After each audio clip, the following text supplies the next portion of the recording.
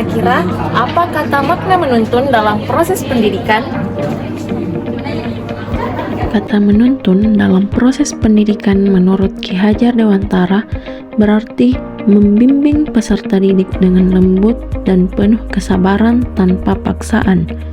Guru bertugas untuk memfasilitasi dan mengarahkan proses belajar, membantu peserta didik menemukan potensi diri mereka, serta memberikan kebebasan bagi mereka untuk belajar sesuai minat dan kecepatan masing-masing. Maka dapat dimaknai bahwa menuntun di sini artinya menolak metode pengajaran yang bersifat keras, memaksa, atau pengajaran yang bersifat mendikte, karena proses pendidikan seharusnya berjalan secara alami dan sesuai dengan perkembangan peserta didik. Ki Hajar Dewantara meyakini bahwa setiap peserta didik memiliki potensi dan bakat yang berbeda-beda yang harus dihargai dan dikembangkan. Lantas, bagaimana kata yang mendasarinya dalam konteks sosial budaya kita? Di Sulawesi Selatan, khususnya daerah Kota Makassar, terdapat beberapa suku mayoritas yang mendiami wilayah tersebut. Salah satunya adalah suku Bugis. Suku Bugis terkenal dengan nilai-nilai luhurnya, yakni sipakatau, saling menghormati, dan sipakalebi, saling menghargai, menekankan pentingnya memperlakukan setiap individu dengan hormat dan memahami keunikan mereka. Nilai sipakatau yang mengajarkan saling menghormati dan sipakalebi yang menekankan penghargaan terhadap satu sama lain mencerminkan prinsip-prinsip penting dalam interaksi sosial manusia. Dalam konteks bidang pendidikan, nilai-nilai ini dapat diterapkan melalui pendekatan yang menekankan inklusivitas, saling mendukung, dan saling menghormati perbedaan antar peserta didik.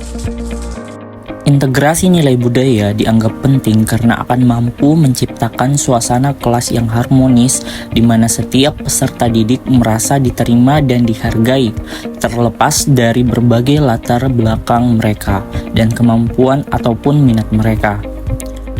Guru dapat menerapkannya dalam proses pembelajaran dengan memberikan materi pelajaran dengan budaya lokal yang dapat membantu peserta didik memahami dan menghargai kekayaan budaya mereka sendiri.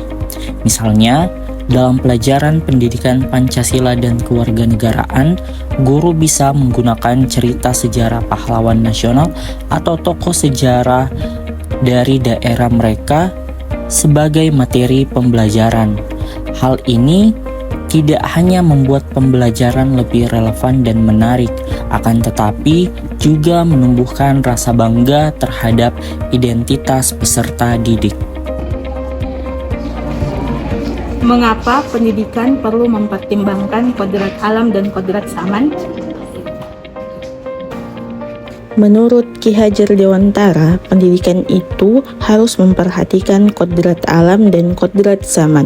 Kodrat alam merujuk pada sifat dan kondisi lingkungan tempat anak-anak tumbuh, sedangkan kodrat zaman mencakup isi atau irama dalam artian meliputi perkembangan sosial, budaya, dan teknologi yang terjadi pada masa tertentu.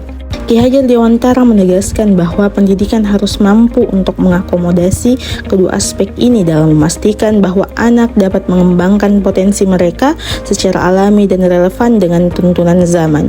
Pendidikan perlu mempertimbangkan kodrat alam dan kodrat zaman karena setiap anak hidup dalam konteks sosial, budaya, dan lingkungan maupun latar belakang yang berbeda-beda. Maka kita sebagai calon guru profesional nantinya harus memperhatikan kodrat alam. Pendidikan menjadi lebih konstekstual dan mampu mengakomodasi keunikan lokal serta karakteristik individu setiap anak. Sementara itu, memahami kodrat zaman membuat pendidikan lebih adaptif terhadap perubahan dan tantangan era modern seperti keterampilan digital dan keterampilan abad 21, yakni critical thinking atau berpikir kritis, creativity, kreatif, kolaboratif, dan communication. Lantas, bagaimana relevansi pemikiran Ki Hajar Dewantara mengenai pendidikan yang memerdekakan peserta didik dengan profesi sebagai pendidik? Pemikiran Ki Hajar Dewantara tentang pendidikan yang memerdekakan murid sangat relevan bagi kita sebagai calon guru profesional. Karena filosofi ini menekankan pentingnya memberikan kebebasan bagi peserta didik untuk terus berkembang sesuai dengan potensi, minat, dan kebutuhan individual mereka. Pendidikan harus mampu membebaskan peserta didik dari belenggu ketidaktahuan, ketakutan, dan keterbatasan, sehingga mereka dapat menjadi individu yang mandiri, kritis, kreatif, dan berkarakter. Bagi guru profesional, tugas utama seorang guru bukan hanya untuk mentransfer pengetahuan, tetapi juga membimbing peserta didik untuk menentukan dan mengembangkan potensi diri mereka. Dalam konteks ini, memerdekakan berarti memberikan ruang bagi peserta didik untuk berpikir, bertanya, bereksplorasi, dan belajar tanpa harus merasa takut ataupun tertekan. Seorang guru dituntut harus mampu menciptakan lingkungan belajar yang inklusif dan suportif, sehingga peserta didik akan merasa bahwa mereka dihargai dan memberikan dorongan atau motivasi untuk berkontribusi sesuai dengan minat dan kecepatan belajar mereka masing-masing.